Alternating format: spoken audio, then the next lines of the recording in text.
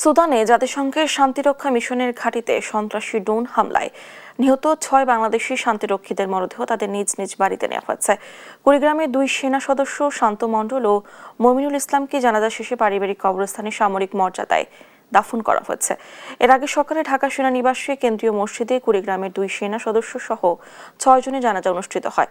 পরে সামরিক হেলিকপ্টারে কুড়িগ্রামে তাদের নিয়ে আসা হয়। এরপর অ্যাম্বুলেন্সে যোগে তাদের নিজ নিজ বাড়িতে মরদেহ পৌঁছে দেওয়া হয়। বেলা 2টার দিকে লন্ড্রি কর্মচারী সবুজ মিয়ার মরদেহ তার গ্রামের বাড়ি গাইবান্ধার পলাশ বাড়িতে নেওয়া হয়। তুলসীঘাটের হেলিপ্যাডে সেনাবাহিনীর বহনকারী হেলিকপ্টার করে তাকে নিয়ে আসা হয়। এদিকে বাংলাদেশ সেনাবাহিনীর কর্পোরাল মাসুদ রানা মরদেহ তার নিজ গ্রাম নাটোরের লালপুর উপজেলার বোয়ালিপাড়া গ্রামে পৌঁছেছে। সামাজিক কবরস্থানে বাবার কবরের পাশেই তাকে চিরনিদ্রায় শায়িত করা হবে। এর আগে বেলা 2:30টার দিকে মরদেহ বহনকারী সেনাবাহিনীর হেলিকপ্টার গ্রাম সংলগ্ন করিমপুর সরকারি উচ্চ বিদ্যালয় মাঠে অবতরণ করে।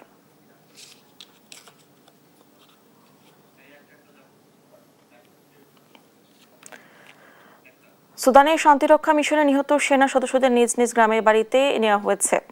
চলছে দাফন ও জানাজার কাজ। এ নিয়ে জানাতে সরাসরি যুক্ত হচ্ছেন কুড়িগ্রাম থেকে সহকর্মী জুয়েল রানা।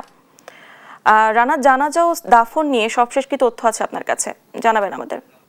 ডানা, আপনি আসলে যেমনটি বলছিলেন, শান্তিরক্ষা মিশনে কুড়িগ্রামের 2 সেনা সদস্যের মরদেহ ইতিমধ্যে কুড়িগ্রামে আসলে পৌঁছেছে। পরে কিন্তু সেই মরদেহ কিন্তু আসলে অ্যাম্বুলেন্স যোগে নিজ নিজ বাড়িতে আসলে নেওয়া হয়েছে। পরে কিন্তু বাড়িতে নেওয়ার পর তাদের যে পরিবার, আত্মীয় স্বজন, এলাকাবাসী কান্নায় আসলে ভেঙে পড়েন। এছাড়াও আপনাকে আর কি তথ্য জানিয়ে রাখি, কুড়িগ্রামের যে শহীদ মমিনুল ইসলাম ও শান্ত মণ্ডল, এর মধ্যে কিন্তু মমিনুল ইসলামের ইতিমধ্যে দাপন সম্পূর্ণ হয়েছে। পাশাপাশি শান্ত মণ্ডলের দাপনের জন্য আসলে প্রস্তুতি, দাপনের যে নামাজ জানাজা সেটির কিন্তু প্রস্তুতি নিচ্ছে। আপনাকে যদি আমি একটু দেখাই, আমি যে এলাকাটি রয়েছে এদিক রাজারহাট সদর ইউনিয়নের মণ্ডলপাড়া এলাকা, এখানেই কিন্তু দেখছেন যে শান্ত মণ্ডলের যে মরদেহ এখানে নিয়ে আসা হয়েছে। এখানে জানাজা নামাজা হবে। পরেই কিন্তু তার যে পারিবারিক যে কবরস্থান রয়েছে, তার বাবার কবরের পাশেই কিন্তু তার যে মরদেহ সেটি কিন্তু দাফন করা হবে। এই ছিল আসলে কুড়িগ্রাম থেকে সর্বশেষ। আমরা এখন চলে যাব নাটোরে, সেখানে সহকর্মী রয়েছে মামুন মণ্ডল। মামুন, আপনি জানাবেন যে নাটোরের সর্বশেষ কি অবস্থা জানাজা নামাজে?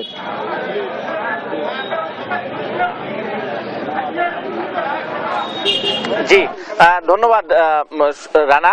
আমরা এখন রয়েছি নাটোর লালপুর উপজেলার মূলত এই মাসুদ রানার যে কবর স্থান রয়েছে এখানে কিন্তু কিছুক্ষণ আগে তার জানাজার নামাজ অনুষ্ঠিত হয় এবং এখন কিন্তু তার দাফনের কাজ চলছে এবং পরিবারের যেই সূত্র আমাকে জানিয়েছে, তার বাবার কবরের পাশে কিন্তু তার এই আজকে দাফন এর কাজ চলমান রয়েছে। আমরা একটু কথা বলি এলাকায় যারা রয়েছেন।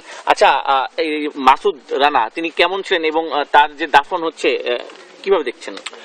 মাসুদ রানা ভাই অত্যন্ত ভদ্র নম্র ছিলেন। তিনি এখানকার স্থানীয়ভাবে সবাই তাকে ভালোবাসে, কিন্তু এলাকার লোকের আফসোস রয়ে গেল যে আসলে তার লাশটা আমরা সরাসরি দেখতে পেলাম না। মাটি হচ্ছে, কিন্তু জানাজা দেওয়ার আগে বা পরে যদি দেখায় তো খুব ভালো লাগতো।